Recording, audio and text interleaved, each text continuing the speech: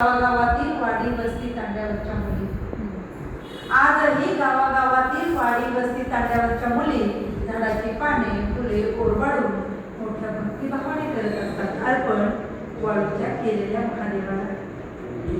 आजही गावागावातील वाडी वस्ती तांड्यावरच्या मुली झाडाची पाने फुले ओरबाडून मोठ्या भक्तिभावाने करत असतात अर्पण वाळूच्या केलेल्या महादेवाला। मनासारखा महादेव मिळावा म्हणून मनासारखा महादेव मिळावा म्हणून मनोकामना पूर्तीचे व्रत उपवासही करत असतात या गावातील कुमारी पार्वती।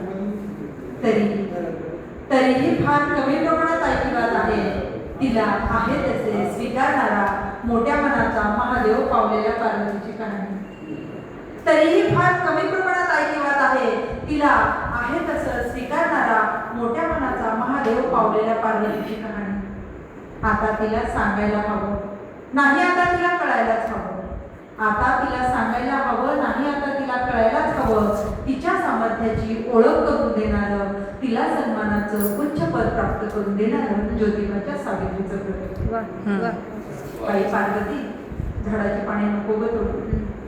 बाई पार्वती झाडाची पाने नको तोडू अखंडपणे चालत राहा पुस्तकांची पानं।